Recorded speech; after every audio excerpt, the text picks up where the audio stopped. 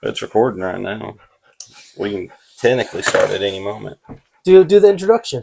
What introduction? Fuck introduction. Say welcome to the first episode. This may be the first, maybe the prequel. You got any notes? Do you want to see all my notes? See the notes. Sheesh. Jeez, flash it towards the camera. Not too long, not too long. Yeah, I can ask some questions. The first thing is I said, what's your expectations with the podcast? We've kind of talked about it, but Having fun. having fun. Good conversations, per se. My only note that I had on it was not limited to jiu-jitsu. It's going to be anything and everything. Exactly. Everything. It could be movie stuff or current event stuff or just sports in general. Guns, politics. Honestly, it's the daily, whatever. Weekly, monthly, however often this comes out. And then, Bro, I'm just gonna get right there. Messed up my wedge. the next question I had or note was, do you have any plans to compete again in the near future? If I feel That's kind of a loaded question because we've both been out for at least a month. If I'm being honest, I said it and I've held to my word. I was going to compete the next time you competed. I said I was competing the next time that Jude competes. Since the fight? Since we were at the Y. I said it at the YMCA. So are you up or am I up? Well, you're up. I'm up to go again? What do you mean? I did the cage fight last. No, not that. That doesn't count? I'm talking about jiu-jitsu. Oh, I did some jiu-jitsu in it. Get out of here. No. Jiu-jitsu tournament, I ain't fighting. But, yeah. Attendance hasn't been great this year, but you've been hurt. I've been hurt. Broke my hand. I think you've been sick on top of I've been sick as well. You know what's funny? I can barely pick myself up by putting my hand on pressure stuff. I can feel it right there in that knuckle. Like, I can't even pop these two fingers anymore. Like, I can get that. I can do all that. Those two, but these two, I think that was right there. That wasn't fair. It's like that one don't pop. They don't pop at the big knuckles anymore at the moment. Sick. Truck in and out of the shop. You know. That's right. You've been... bunch of things been happening this year that I didn't want to happen. About yourself? When you gonna do a jiu-jitsu tournament? Never done one. I don't know. I got to get this dang knee healthy. It's not great yet. It's like good enough that gonna try to go tonight, start back this week, but I don't know what's gonna happen. It's not feeling great yet. But that was another thing too. I had like a side note about if you liked how the pro events were set up, if you like that or the tournament setting more. Do you like one match or like a bunch of matches? I don't know. To be honest with you, I like both. I like. You took the pro event kind of like on a last minute thing. Yeah, so you that didn't wasn't really like. I didn't get the out. prep for that. Which, to be honest with you, I don't prep for anything really. Yeah. I'm a spur of the moment kind of person. So, but I would like to have like a week, not the day before. Well, that was kind of like two questions going into it anyway. I was curious if you like to like review film and get a game plan or just that's a straight no. That's how I'm going in blind. It's like they don't know anything about me, which this all revolves back to a martial art. Is it going to help you out in the fight? You're like the spur of the moment, street fight type of thing. You're not going to know what your opponent does out at the bar or out in the parking lot. You might have never seen that person before. You just got to be ready for anything that comes up. Maybe that's just, I kind of live my life a little like that, just planning for unplanning. There you go. I was listening to Nicky Rod had a thing about, he did that last match that he lost and he got choked. Turn your mic towards me. Towards you? Yeah, just so I can see that green line. Oh, okay. Well, he was talking about in this last match he lost that he blamed kind of too much preparation and that he was conscious the whole time of like trying to think about what his opponent wanted or was trying to do. And instead of being like defensive, he's like, I wish I would have just did what he likes to do and just worry about his pros. I guess you could say some of my idea of not prepping beforehand comes from movie buff stuff. You remember they get he said it was like anti the flow. You remember that movie with Shia LaBeouf, the golfing one? Yeah. The greatest game ever played? Yeah. Where Harry Vardon talks about there's those who keep their emotions in control and win tournaments and those who don't. Part of that, like, I feel like you can get over prepped, like what you're saying about Nicky Rod, thinking way too much. going into about what they might do, what they might not do. He said he was focusing. He said there was lots of opportunities where he could have had takedowns, but he was trying to avoid the guy's closed guard. They had a good closed guard instead of just worrying about like what he wanted or just letting it go freely. I guess sending it. I mean, I can only. I mean, I've only fought a couple times, so but I don't like the preparation. Even in wrestling, people that like knew my opponents or something are trying to tell me like all their stuff. I was like, I don't want to know any of that. I just want to worry about my game plan. I try really hard to keep my ego in check when I'm at the dojo, and most things, anyways.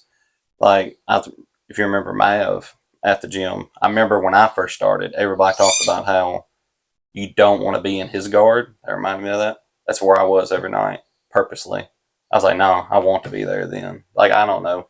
Something going to another golf movie with Kevin Costner. You're such a golf advocate here. Well, it's just golf's a very mental game. Yeah. And a lot of the movies, you see that reflected as well. And in the movie, he asked the therapist about, like, what compels a person? There's this river with all these alligators and death things. Like, why wouldn't you just take a boat? But what compel a person to want to swim across it? Just to say they did it, even though you don't have to. And like that's how he was talking about how that was his problem. Sometimes I feel that, like, if I get to looking too much into somebody, like, hey man, their guard's really good. It's like, don't say that. Like, I'm gonna go straight towards it. I'm just gonna put myself in the worst spot just because I want to challenge. Yeah, I can see that. You know, and I never prepared that way. Some people like to watch film and study their people, and it's like I just need to know like what they're best at. Like, hey, he's got a good triangle. I'm like, that's all I need to know. I don't need to watch every single match he has, and just like know it's there, but not be worried about it. Like, I'm worried about my offense, not his offense. Is how I always did it. Yeah, which I haven't. I just was curious if you like to be prepared, or I should have known that you were going to say wing it, but I just wanted to know. I like to be.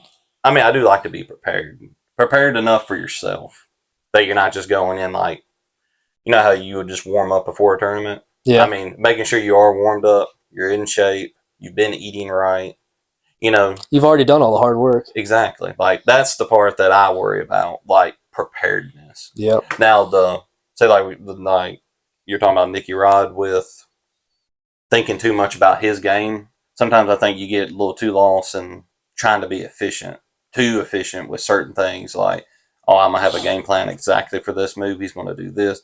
Kind of like that Sherlock Holmes movie when he starts planning out each little move before it happens. It was cool, but sometimes I think some people can get too lost in that idea, going into a match thinking their opponent's going to do something. And they do something they don't expect, and it's like, all right, my whole game just got thrown off, and then you're not focused anymore. That's part of why I whim a lot of things that I do, because I overthink already, so just knowing myself too much. The next thing I had on here was, what do you think about the next CGI with the quartet stuff? I hope it does happen. I've seen clips and like highlights from past quartets, but I don't know enough about their rules and like the strategy of like how they put their team together or the lineup of how they do all that. So there's an overall, from what I know. Can you have 5 like big guys, or do you have to have different like weights? There's a total weight limit. Oh, there's a total weight limit between the 5 people. I mean, they could weigh whatever. Sense. So, okay. But I remember. I was like, why wouldn't you just have 5 huge guys and they're just going to win? I don't know if you watched that film with B Team when they went to do it in Japan. I saw the clips from it, but I didn't watch like the behind the scenes stuff. Because they were all bitching at Nicky Rod because he wasn't cutting weight. he was taking up the count. They were all cutting weight, sweating the whole time. That's really funny. And he just showed up weighed in, he overweight. They were overweight, but I don't know how much. And then he had to do the sauna thing all that day. That's hilarious. I didn't know about any of that. Nicky Ryan was griping the entire time in that video. He's like, I swear, the biggest guy here just didn't cut any weight. That gives me like PTSD to the wrestling days of all of us cutting weight. They were trying to go to these hot these bathhouses to sweat it out. And in Japan, you know, they don't like tattoos. Nicky Rod is covered. So everyone he goes in, I remember he made one joke. He was like, I just stepped back, flexed my biceps, and that usually solves most of my problems. They were having none of that. He was getting rejected from every single bathhouse. Oh, that's funny. But if they are going to do it, I mean, I assume it's going to be the pit and like the pit rules again.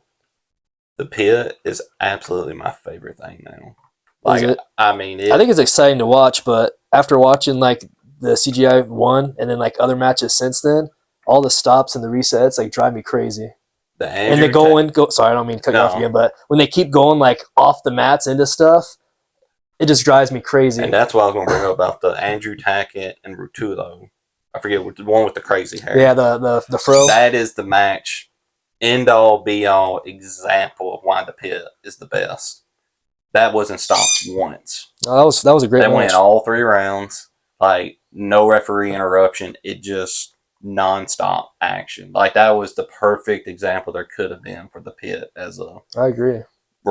I don't want to say requirement, but I mean I do like. I mean, how can you do that like local tournaments? Just setting up somewhere randomly if you don't have like. Yeah, but then you have like ADCC who like gets excited and uses that as part of the marketing of everyone like being crazy and going off the mats, and they put the highlights of people going into the chairs and the tables and like knocking stuff over. And I'm like, if you know they're to go out of bounds, why wouldn't you have some extra range around the mat for like, for that? Because they know they're and people are trying to. It's like part of their brands. Like, oh yeah, these crazy takedowns and suplex and running through people, and it's exciting. But I was like, this could all be prevented.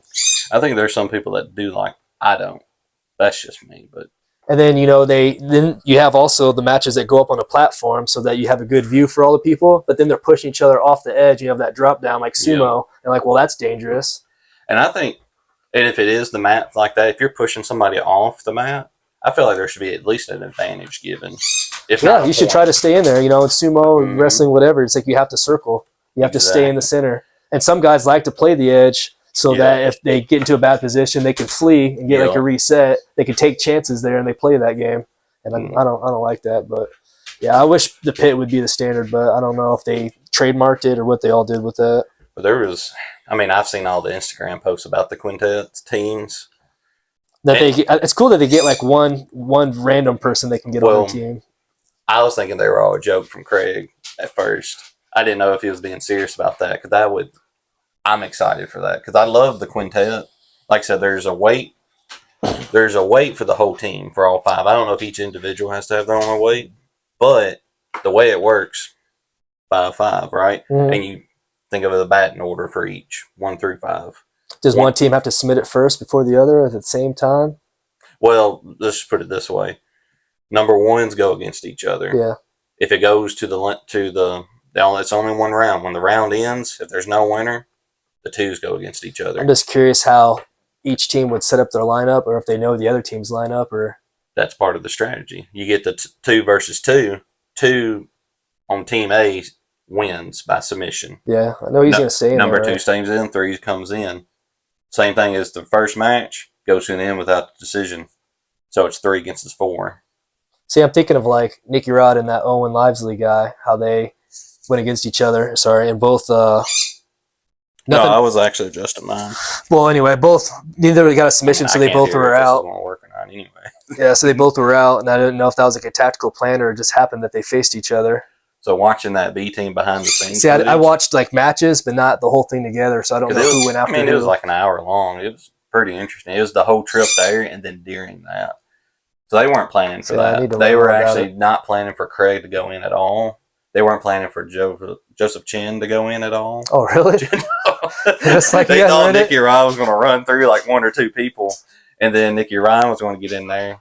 And I think. Oh, okay. They're like, if you need us, okay. I think they were planning on the first 3 because I think J-Rod might have been 4th. Who was ever in 4th or 5th had a tournament or ADCC that next week. Oh, damn. Exactly. So they weren't planning to go in at all. I'm trying to stay healthy. So that's why they were like Nicky Rod was mad after that first match too, like coming off because he was planning on actually like winning like at least 1 or 2 of them going into that. You ought to watch that. That was I need to watch it from start to finish because I didn't understand the format and I didn't understand the lineup. I just saw random matches that they like edited out of there, and I was like, "Oh, these are good matches." Like I said, that adds another element to like spectating. I don't know how wrestling goes. I know I've only seen Vision Quest, so I can only imagine with the people. That's real life. That's how it is. Which I was going to ask you about that too. How true that movie is and your personal experiences. We all made fun with of the it. leotards and we all made fun of that movie because I'll be honest with people around here, we all made fun of y'all because there's no restaurant around here. Well, we made fun of each other as well. They, And the dog, if you've heard or maybe seen his head pop up, that's Albie. He's a resident old man in here. let's see what else I got for you. The next thing I was gonna say is that if you guys that we don't have a spot for the recording of videos, I don't know if you want to talk about that. Oh yeah, this spot almost didn't happen. Wife wasn't happy about it, so we're about to be just driving around in a car somewhere for a second. But so every week it might change. It might be in the car. We might be moving locations. I mean, it goes with the theme, Dishonor. Ronin's just exactly adventuring around, wandering. Might be outside, might be on a boat. Who knows? You never know. It's kind of like how I like to do it anyway. It's just women. Good. Hit a lot of the questions I kind of had or points. I just was interview me the whole first. No, I just had like some points that we both were going to talk about, and I was going to get your. Since I already kind of thought about it, so I was going to get your opinion first, and then feed off of it, which you already been doing. My expectations for the podcast are about the same. What was your expectations for? Yeah, I didn't want it to be stressful. I wanted it to be fun, a little bit spontaneous. There may be guests on here. Maybe not. And I thought, honestly, I was more excited about some of the content ideas we have. And I think doing that is going to create conversation for the podcast that they're going to go hand in hand. I don't really want to talk about jiu-jitsu every week. And we haven't really been training jiu-jitsu, so we don't have anything to talk about that way. But eventually, again, sometimes. But some of the funny stuff, isn't necessarily what happened in jiu-jitsu class. It's just being around those people and the culture and the family. And it's like some of the side stories and conversations are more funny than the actual training part. Yes. And the scenarios that happen with that. So, and that's another thing I do love about jiu-jitsu is the hanging out, the different characters that you meet. Like I know I really enjoyed college and things like that where everybody was we were all going for a goal, something greater than ourselves, I guess you could say, or an end goal of bettering ourselves, but for different reasons. But we were all kind of there together, like going through that, and I know that's what I really enjoy about it myself. If I compete again, meh. If I do, who knows? I might get a wild hair after this is over. I do that sometimes. We talk about doing a quartet. I think that'd be tight. I would sign up.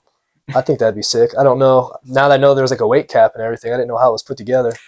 Well, I will say that one did.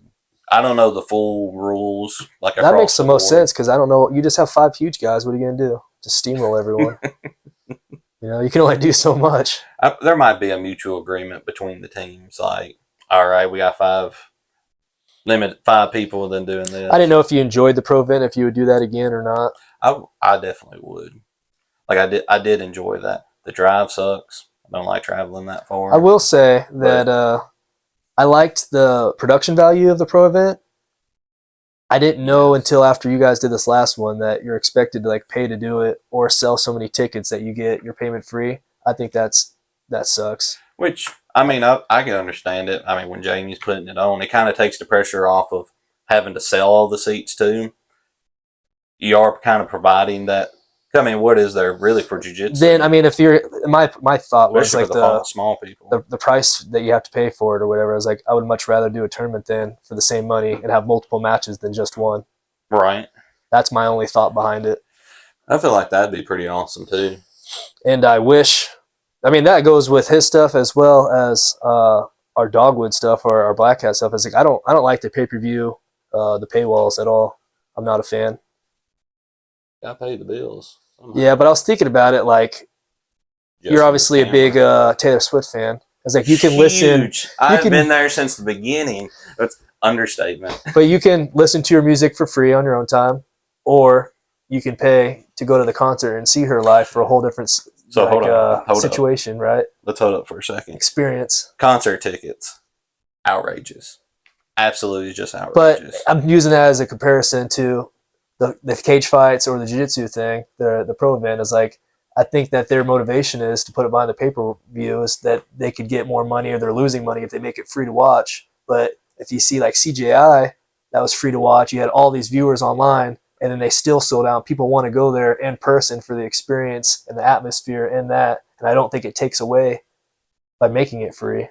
I think if anything, that's more marketing and like a broader spectrum of people. I feel like it's a good argument. I don't like the pay-per-view part of it. And I really, really enjoyed Hub City, how they've been doing it free. And they had their chats open. And I was sitting there like talking with other fighters and people in the chat during the Hub City, and the commentators were like answering questions and responding to stuff, and it was interactive. That was super tight. And it was like guys from other teams. I'm like, oh, like some of the people are like in there rooting for their own teammates, but some people are like legitimately asking questions, like, oh, who's this guy? And like other people are answering. They're like, oh, he's 3-2 from Arkansas, or like it was just neat to be able to use the technology that way, and that there was so many more people. I feel like that probably would make it more engaging, more eyes watching, especially if you're in there in that. I think it's narrowing it, it's limiting it when you put the paywall there. Well, that's what I mean. Yeah. Your argument about the open chat, I feel like that probably would engage more people. And I understand that they're going to get a chunk of money for that, but I don't know if it's worth. I do know. I thought about that. That's like short term versus like long term. I did think about that with say the pro event, selling those tickets. Usually, the ones who buy it probably are your family members or friends that are going to go. Which it's kind of nice. You don't have to pay for it yourself if they're paying. But that also kind of make me feel guilty, like trying to get my friends to go. I would never try to sell that on my own friends and family if I did that stuff. Just because I would feel guilty too. It's a love-hate, but at the same time, it's like they are doing something. Because other than that, I mean, there's not really let's take the pro event. I mean, it's on Flow Grappling. I really couldn't see any other type of exposure for, say, one of us outside of ADCC, CJI, or one of the Worlds, or one of those. And I mean, yeah, it might not be that popular. Not many eyes are seeing it, but at the same time, like, that is still something that's recorded. It's there. So you think that's the appeal? People want to do it to try to put their stuff out there, like if they're trying to build a brand or trying to get footage for like Instagram or whatever? I feel like it helps. Versus people that just want to compete, they'd probably go to a tournament and it'd be a better cost, like price point for dollar. Like if you're wanting to get more comp time versus exposure, you'd be like, I'd go to this tournament and get 5 matches. I feel like versus the pro event for 1 match, but get good quality video. I know you haven't done a jiu-jitsu tournament yet. The competition is kind of spotty. It can be really good competition. It could be really bad. It could be the tournament isn't organized very well. They're shorthanded. People show up. Other people don't show up. You're limited to like 3 people doing a round robin. Maybe there's 10 people showing up. You really don't know how long you're waiting. Versus the pro event, you got 1 person, and you kind of agree upon each other, like that y'all are going up against each other, kind of like the cage fight in a sense, except it's jiu-jitsu, and it's like you only got 1 match. You got 5, 6, 7, 10 minutes. Go.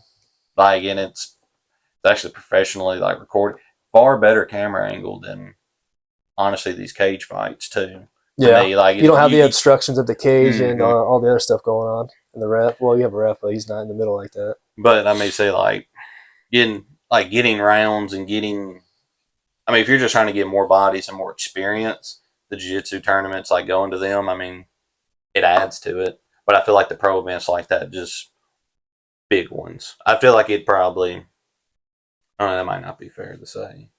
I don't know, I'm pretty inexperienced myself. Like, I still think of that if I was trying to like make it big and go to pro events, that I'd be trying to go to like ADCC and some of these bigger names too to like get your name on the boards. Well, I mean, this is a weird in between spot that the pro events at. Because you know where you got to go to do ADCC around here, because we're in West Tennessee, Chicago, maybe. Exactly, Chicago, Miami, Vegas. I know the Daisy Fresh guys all go to Chicago, and Mount Vernon's probably like 2 hours from us, so it's probably nearest for us. Mm-hmm. Yeah, I don't know. I was just curious what you thought about the pay-per-view stuff, and we were talking about the pro event, so it kind of segued into that.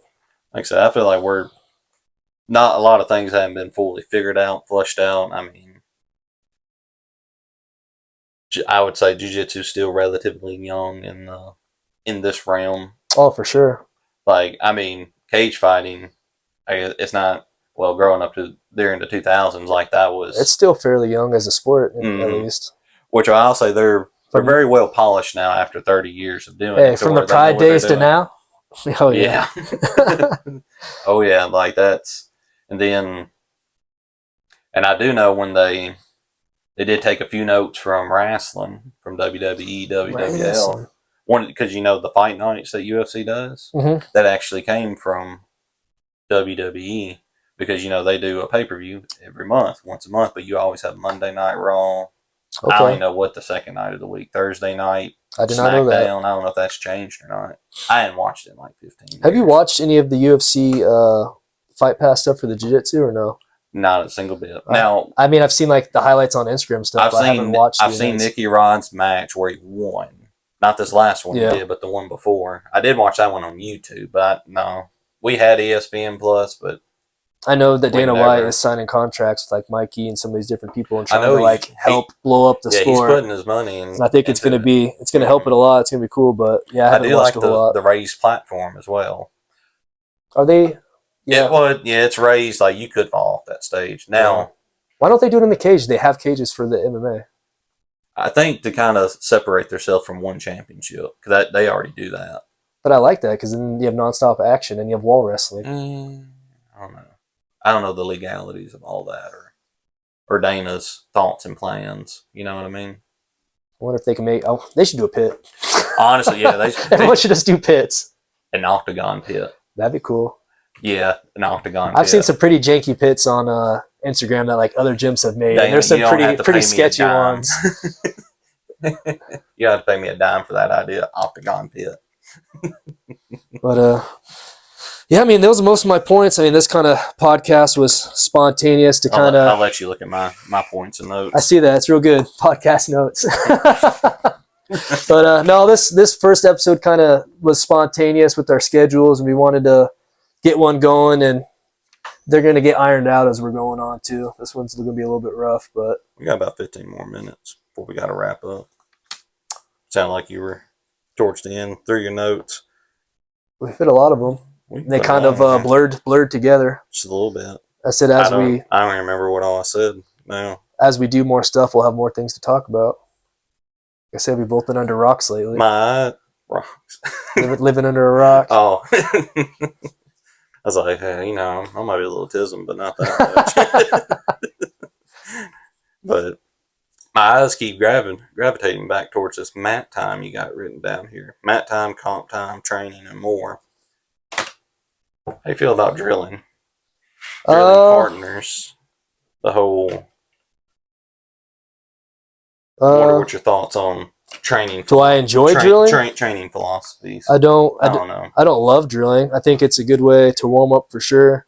I think I was thinking about it today actually. I was thinking about breaking guards for some reason, and that it took like a year before it all started clicking. Like I knew the steps of how to do it, and like opening your base and like making the triangle and pushing their hips. But for like the first year, I was just muscling and trying to just explode through. And I was like, I don't know why. Like looking around, seeing other people, or like going with Craig or somebody or higher belts, I was like, they're not putting any energy to this, and they're not sweating and like exerting and like exhausted after breaking the guard.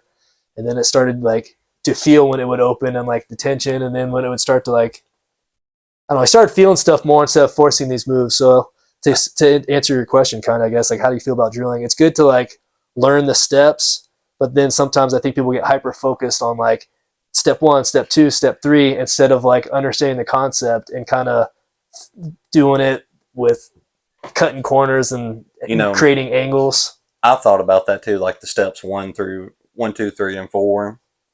I feel like there's a time and place for all of it. Like, so let's say you take the 4 steps of how to break the guard. You get a drilling partner that just absolutely doesn't understand the concept you're trying to tell them, and it's like, well, just do this, do this, do this, and do this.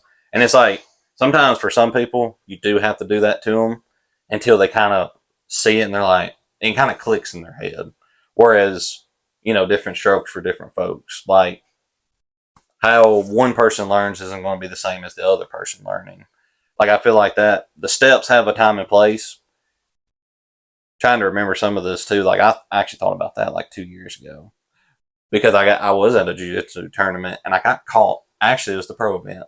I kept getting caught in like, bottom side control, but top crucifix. I had no answer on how to get out of there, and that's when I ended up finally getting caught with that Americana. I thought that cat was gonna jump up here. He's like, "What's up?" She will. Yeah. Yeah, But I think when you're first learning, you definitely have to learn. You don't know what you don't know, so you have to learn the steps, learn how to do the move. I will say when we were talking about how like, okay, I am stuck in this car and I just can't feel it. It's like, all right, step 1, 2, 3, and 4. Like, all right, step 1, I gotta get my hands right here on their hips and keep it down. Like, all right, that's the first battle. You lift weights. How much do you know about a bench press? Like in Olympic lifting type senses. Oh, like proper lifting? Well, experience with it. You know where like the stopping points are. Like, where have you failed on a bench press before? At which point? Right here at your chest. Maybe you're about halfway through. Yeah, maybe halfway to say. So those are different points. Flexing my degree. Where at different points, like if you're right here and you're stuck on that bench press, that's way too much weight if you never even got that far. There's looking at it, you can analyze why it failed. So right here, if you're failing right here, your chest is weak on that muscle. You can't rotate your shoulders forward like that. Going right there. Now, if you're getting stuck right here, this is where I always got stuck. Your triceps are the weak point in the movement. And once you come right here, that would be more like locking out. That's somewhere between your triceps and your shoulders. Like with each stopping point, like in the Olympic lifters, they know that's where I kind of learned it from. There's 2 or 3 stopping points, and that with each one, they knew if that's where you failed, like, all right, that's the muscle we need to work on to get you fully getting the movement through. And that's how I've thought about like steps 1, 2, 3, and 4 on certain moves. If you're getting stuck at step 2, it helps you reanalyze why you're not able to break that guard with that particular move. That's how I've kind of organized it in my head with my notes. I see what you're saying. Which my notes look just like this, like they're all up here. That's why I forget them sometimes. But I say it's like you'll be in class, these white belts will ask super specific question on like the most smallest detail of whatever was being shown. That's like that doesn't even matter, like what you're asking. But they're trying to do it like step by step, like perfect. I was a white belt. I did the same thing. But you'll be like shaking your head. You're like, what does that question even have to do with anything? Oh, me.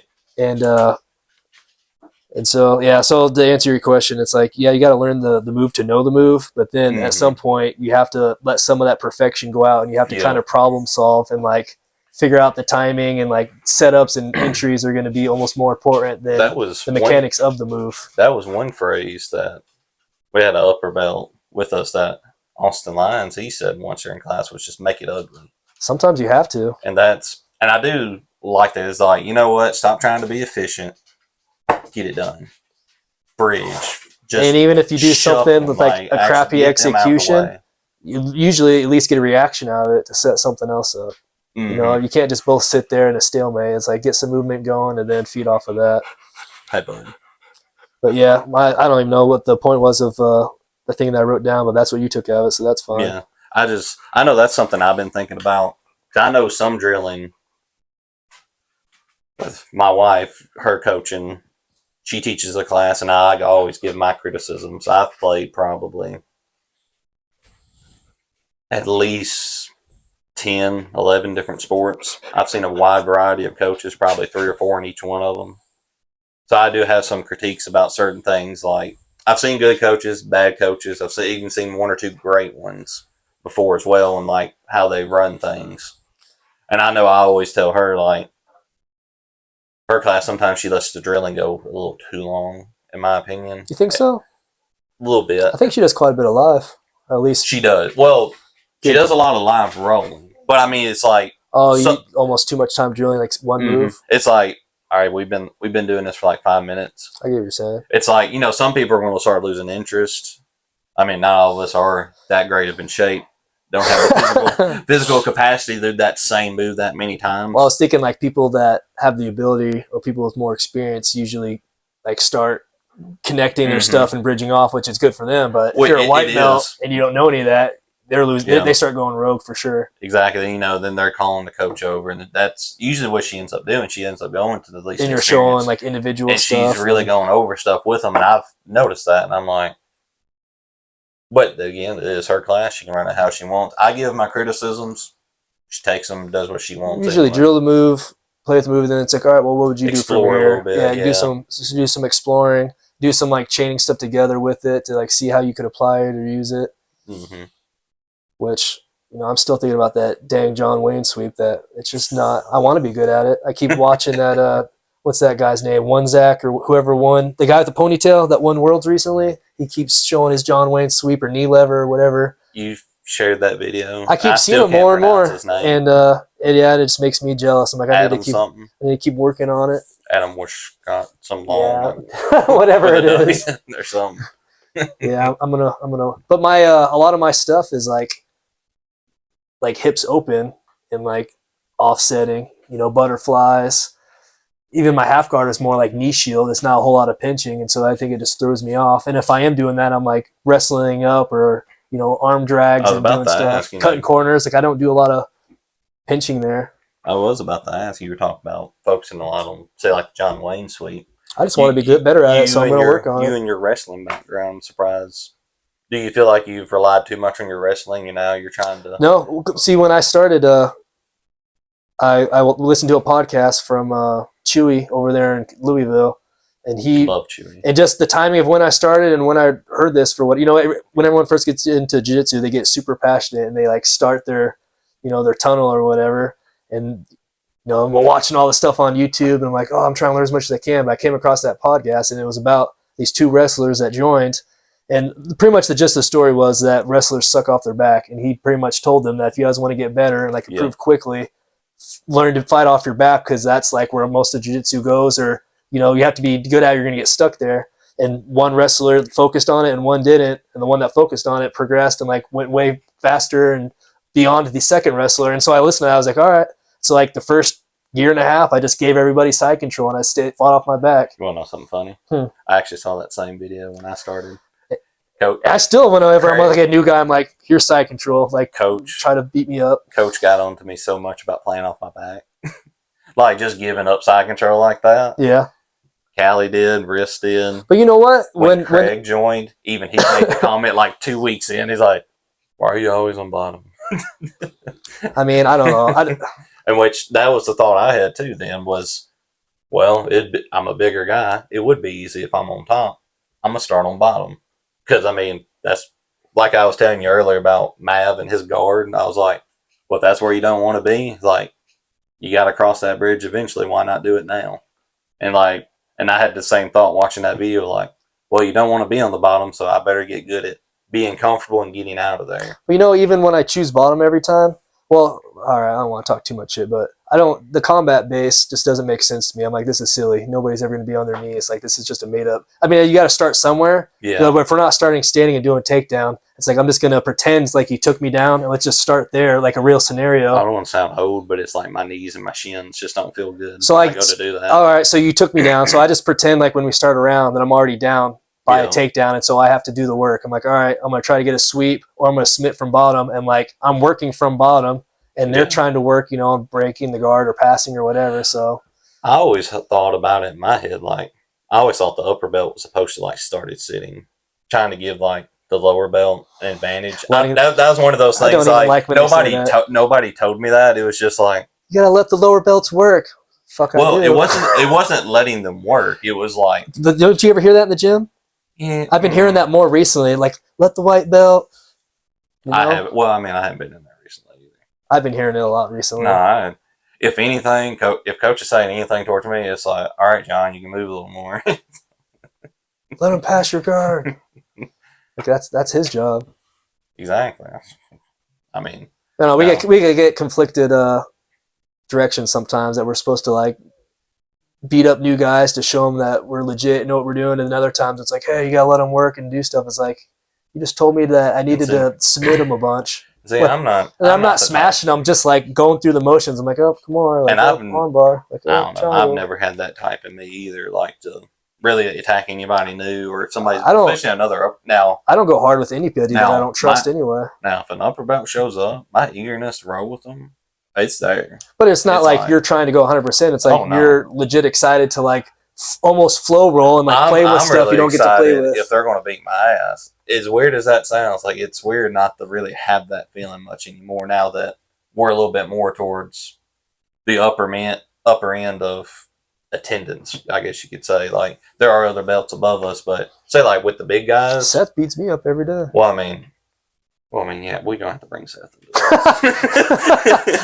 He's got a big enough head as he is. He's our own. Yeah, there's not too much like experienced people that you get. But to say like with the big boys, it's like there's a lot of white belts.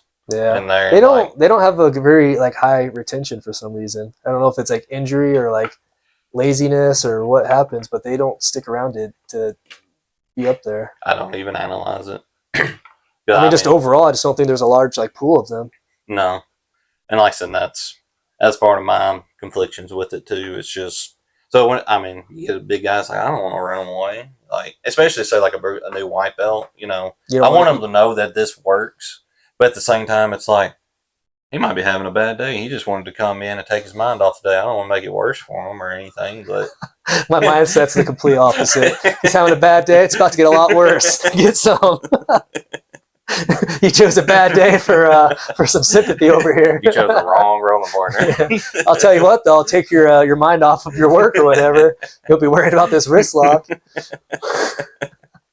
Rated E for everybody. No, man, that's funny. So, there's one. I guess one last question before we wrap up. Moves that are considered dirty or just I don't think they're wrist locks. You want to hear one that I don't like that I think I know there's a lot that you don't like, but go ahead. No, the one. The one? The one. The Ezekiel? I know that enrages you. You put your forearm on my throat, it's like it's done. Like I guess that's my red button. Like okay, but let's say you have someone you mounted somebody, yep. They're under you.